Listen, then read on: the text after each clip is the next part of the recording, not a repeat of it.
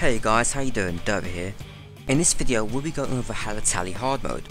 Halatali is by far the simplest out of all three dungeons, but it is rather long due to the life points of many of the enemies you will encounter throughout this dungeon. Like before, I'll be speeding up and cutting through my clips to simplify the guide as much as I possibly can.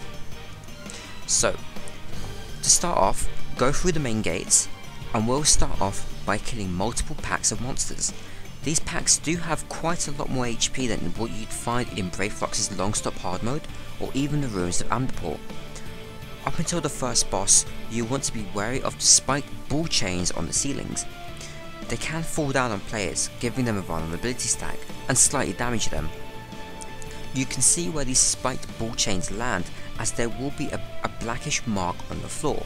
As a tank, you need to pay attention to the pit basilisks that roam this level of the dungeon. Make quick work of all of the packs of mobs, making sure you're avoiding all of their AoEs, as the basilisks can actually cause a paralysis, which is extremely annoying. You can also get your first glimpse of a mammoth trash mob. Just like a normal Halatali dungeon, the left path, which is slightly going downhill, will have a chest at the end.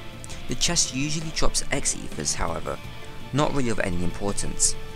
Keep going through the dungeon and you'll eventually get to the boss. I'll cut out the trash in between this point and the boss, as there's nothing really much else for me to cover. The first boss of Halatali Hard Mode is called Pyakmon. The first boss fight is extremely easy.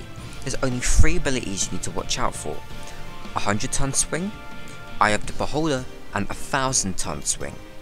100-ton swing is an AoE which will knock back all players who are near Pyakmon. Second, you see this ability cast, everyone, excluding the tank who will be here by the wall, needs to run away. For the Eye of the Beholder, Pyakmon will turn and face someone.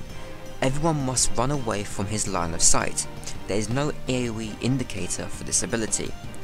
1000-ton swing, however, is an arena-wide AoE which will potentially one-shot all players.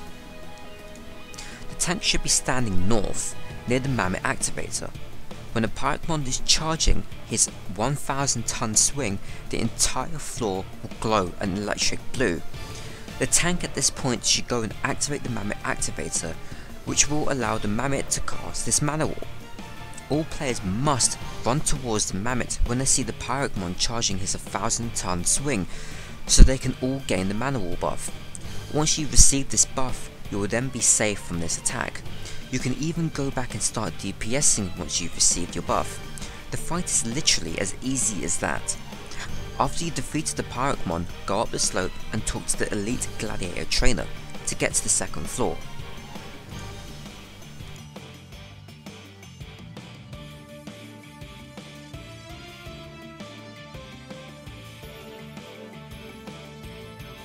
Here, go up and talk to the guard on the side, near the large gates, and go through. 2 coral pups will come and spawn. Once you kill one pup, another coral pup will spawn. Killing another pup will then cause a pit Torama to spawn and run towards you. The Torama does have a paralysis, so watch out for it. The top left chamber also has a treasure coffer inside. Proceed up the stairs and there will be 2 lemurs and a vulture. A basilisk will also start walking up the stairs on the side. After you killed all 4 of these mobs, go downstairs and you run into a giant gold bear. These bears have a lot of life points and do take quite a while to kill. Once you've killed the first one, walk no further than the centre of the room, as 2 more bears will spawn.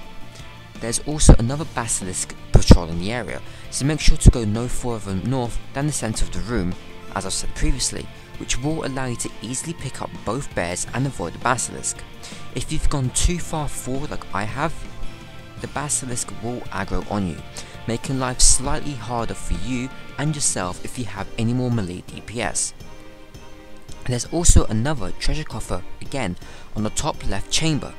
Continue through and kill the last remaining pack, and we're now on to be the second boss of the dungeon. This boss, Katpipas, is a massive DPS race. The fight is extremely simple. DPS him down, and once the boss has reached 60% of HP pool, he will start casting an ability called Demon Eye. The trick is here for everyone to go up and grab one of those silver orbs when he is casting Demon Eye. The silver orbs will give you a buff which will make you immune from the stun that all players will receive from the Demon Eye. The stun lasts for around 8 seconds. Afterwards, a tainted eye will spawn on the boss himself. The tainted eye, for as long as it is alive, will continuously put a stacking vulnerability debuff on the tank. There's 2 methods for this part of the fight. You can either fight with the mechanics and kill the tainted eye, then the boss, or if your DPS and healers are good enough and or geared enough, brute force through it and burn down a Katpipas as fast as you can. Either way, the boss will end up using Demon Eyes until you've killed it. Once you kill the boss, proceed by going up the stairs and talk to the elite gladiator trainer, and now you're onto the 3rd and last floor of the dungeon. From here on, you'll face champions. These champions will all take the role of classes and use the abilities and some new ones of their classes. First up is a champion Lancer. Kill the pit wolves and then onto the Lancer. The Lancer will do a cross-shaped AoE, which is really easy to avoid. After this pack is dead, continue through the dungeon, and now you'll face a Conjurer and a Gladiator. Kill the Conjurer as obviously he'll be healing, and then the Gladiator. The next pack will have 2 Archers and a Marauder. Kill off the Archers as fast as you can as they're extremely deadly. Then proceed on to the Warrior. The Warrior will home gang the tank and make him eat an AoE after the 2 Archers are killed. And now we're on to the final boss of Halatali Hard Mode, a final 4v4 showdown versus an NPC party. The opposing party, excluding the Dragoon, can be aggroed. The Dragoon has random aggro, and usually targets a range-based player.